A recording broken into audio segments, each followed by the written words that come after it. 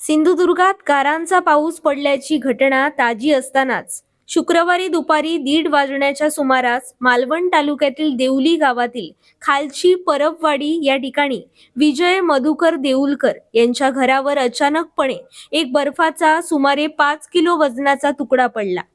बर्फाचा तुकडा घरावर पडताना घराच्या छपराची कौले तुटली आणि एक लाकडी रीपही तुटली होती। अचानकपणे घरावर बर्फ पडून घडलेल्या घटनेमुळे गावात एकच खळबळ उडाली आहे।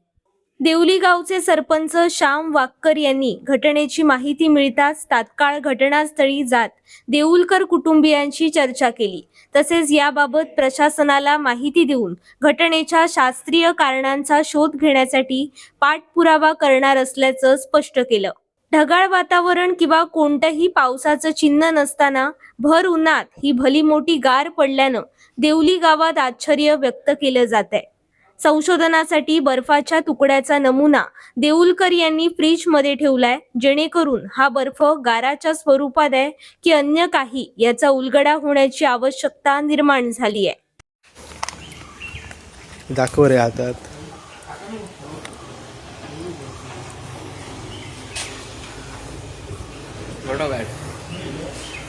दाखव, असं हातात दोन हातात पकड। आई शपथ, खरो आहे हो, हलको वाटतं रे असं भरी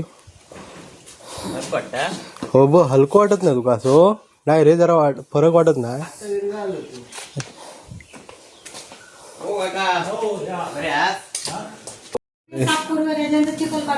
हाय ना पडलो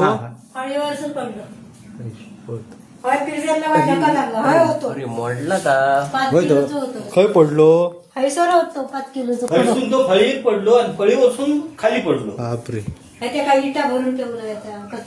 ऊन नाही, सॉरी पाऊस नाही, वारो नाही, काय नाही, आज गरमच चालू होतो ना। हा आवडता दाखव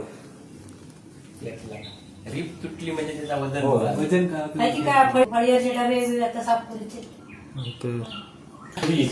जास्ती वर्षा नाही आली।